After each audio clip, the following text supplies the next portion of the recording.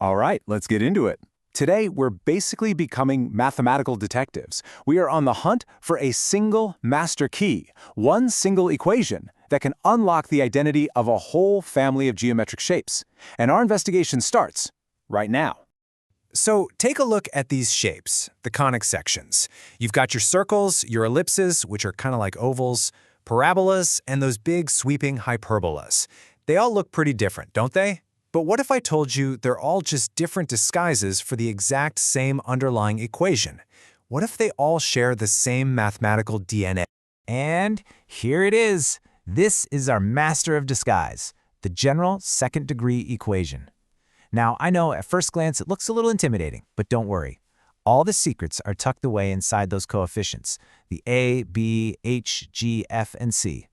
By just tweaking their values, this one formula can morph into any of the shapes we just saw, and even a few others that might surprise you. Now, to crack this code, every good detective needs their tools. For us, we have two key values that we calculate using those coefficients. The first is the primary determinant, which we'll call big delta, and the second is small delta. Just think of them as our special decoder rings. They're going to help us bring the equation's true identity into focus. Okay, so our investigation always starts with the first and most important clue, calculating big delta. Its value is the decider. It immediately tells us which of two very different paths we need to go down to figure out what our shape is. And here is that fork in the road. If big delta equals 0, we're dealing with what mathematicians call a degenerate case. It's a fancy name, but it just means the equation collapses into something way simpler, like a pair of lines or maybe even just a single point. But if big delta is not 0, then we're on the trail of a true conic section, one of our classic curves. So let's explore that first path. What really happens when big delta is 0? These are the degenerate cases, where the equation is hiding something much simpler than a full-blown, elegant curve.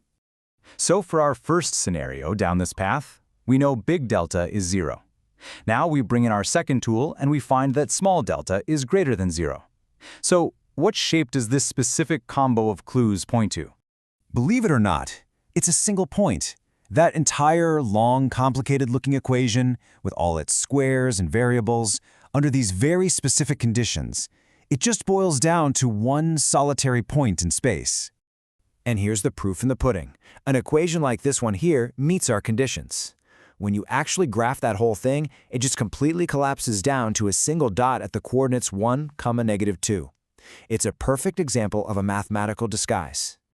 Okay, next case. What if both big delta and small delta are equal to 0? This is another totally unique situation. So when both of our determinants hit 0, the equation isn't a curve at all. It's actually hiding a pair of parallel lines, two perfectly straight tracks running side by side forever, never ever crossing. And you can see that idea in action right here. You take a really messy-looking equation that fits our condition, where both deltas are 0. You plot it, and all that complexity just melts away, revealing the simple, clean elegance of two parallel lines. That brings us to our final stop on this path, the last degenerate case. Here, big delta is still 0, but this time, small delta is a negative number. It's less than 0. And the identity revealed by this last set of clues?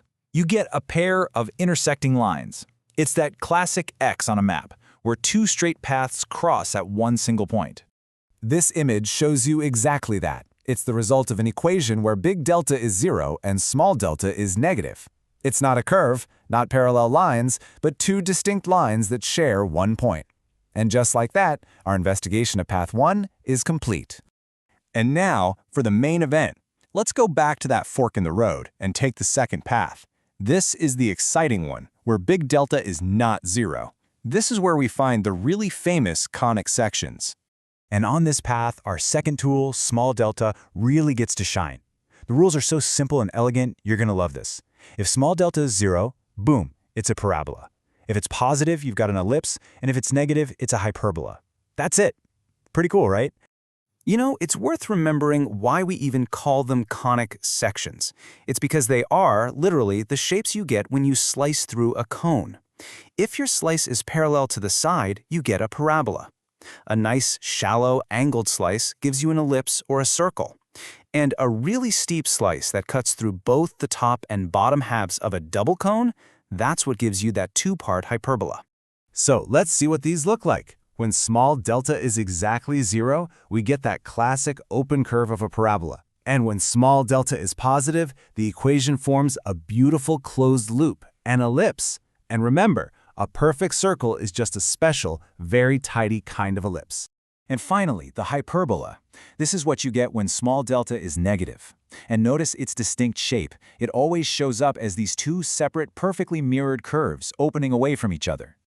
Okay, so now you know the definitive, by-the-book way to identify any shape from that big general equation. But what if you need a quick answer? What if you just want to make a really good guess, just by looking? Well, here's the investigator's shortcut. Here's the trick. Just look at the x squared and y squared terms. If they have the exact same number in front of them, it's probably a circle. If only one of them even exists, like there's an x squared but no y squared at all, it's a parabola. If they have different numbers but the same sign, think ellipse. And the dead giveaway for a hyperbola?